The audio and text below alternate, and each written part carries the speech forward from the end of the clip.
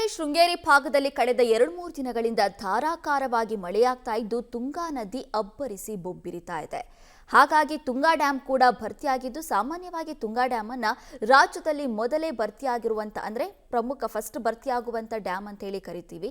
ಅದೇ ರೀತಿಯಾಗಿ ಈ ವರ್ಷ ಕೂಡ ತುಂಗಾ ಡ್ಯಾಂ ಭರ್ತಿಯಾಗಿದ್ದು 22 ಕ್ರಸ್ಟ್ ಗೇಟ್ಗಳ ಮೂಲಕ ನೀರನ್ನು ಹೊರಬಿಡಲಾಗಿದೆ. ಈ ಕುರಿತ ಒಂದು ರಿಪೋರ್ಟ್ ಇಲ್ಲಿದೆ. ಶಿವಮೊಗ್ಗದ ತುಂಗಾ ಜಲಾಶಯ ಭರ್ತಿ, 22 ಕ್ರಸ್ಟ್ ಗೇಟ್ನಿಂದ ನೀರು ಬಿಡುಗಡೆ. ಮಲೆನಾಡು ಶಿವಮೊಗ್ಗ ಸೇರಿದಂತೆ 4 ಜಿಲ್ಲೆಗಳ ರೈತರ ಜೀವನಾಡಿಯಾದ ತುಂಗೆ ತುಂಬಿ ಹರಿಯುತ್ತಿದ್ದಾಳೆ. ಕಳೆದ 3-4 ದಿನದಿಂದ ತುಂಗಾ ಜಲಾನಯನ ಪ್ರದೇಶದಲ್ಲಿ ಭಾರೀ ವರ್ಷಧಾರೆಯಿಂದಾಗಿ 588.24 ಮೀಟರ್ ಎತ್ತರದ ತುಂಗಾ ಡ್ಯಾಂ ಭರ್ತಿಯಾಗಿದೆ.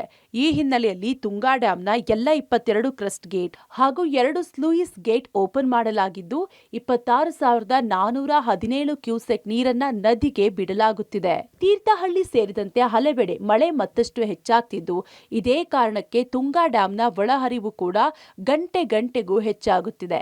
ಇದೇ ಕಾರಣಕ್ಕೆ ಜಲಾಶಯದ ಗರಿಷ್ಠ ಮಟ್ಟವನ್ನ ಕಾಯ್ದುಕೊಂಡು ಒಳ ಹರಿವಿನ ಪ್ರಮಾಣದಲ್ಲೇ ನೀರನ್ನ ನದಿಗೆ ಬಿಡಲಾಗ್ತಿದೆ.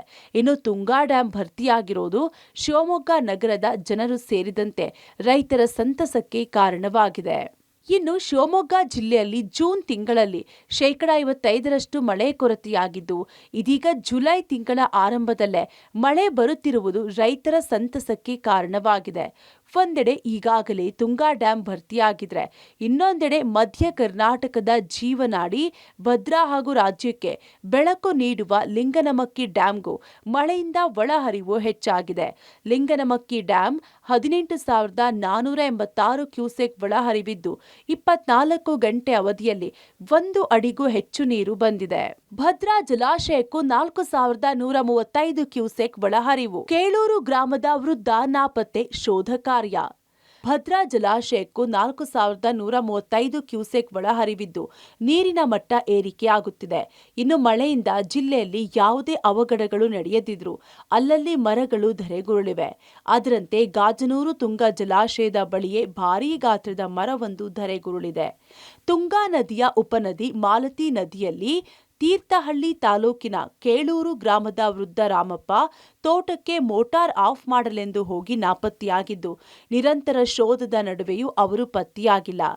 ಆಗುಂಬೆ ಪೊಲೀಸ್ ಠಾಣೆಯಲ್ಲಿ ನಾಪತ್ತೆ ಪ್ರಕರಣ ದಾಖಲಾಗಿದ್ದು ಶೋಧ ಕಾರ್ಯ ಮುಂದುವರೆದಿದೆ. ಒಟ್ಟಾರೆ ಜೂನ್ ತಿಂಗಳಲ್ಲಿ ಮಲೆನಾಡಿನಿಂದ ಮಾಯವಾಗಿದ್ದ ಮಳೆ ಇದೀಗ ಜುಲೈ ತಿಂಗಳಲ್ಲಿ ಅಬ್ಬರಿಸಲು ಆರಂಭಿಸಿದೆ. ಇಂದೂ ಕೂಡ ಭಾರೀ ಮಳೆಯ ಹಿನ್ನೆಲೆ ಮುಂಜಾಗ್ರತಾ ಕ್ರಮವಾಗಿ ಸಾಗರ, ಹೊಸನಗರ ಹಾಗೂ ತೀರ್ಥಹಳ್ಳಿ ತಾಲೂಕಿನ ಶಾಲಾ ಕಾಲೇಜಿಗೆ ರಜೆ ಘೋಷಿಸಿದ್ದು ವ್ಯಾಪಕ ಎಚ್ಚರ ವಹಿಸಲಾಗಿದೆ.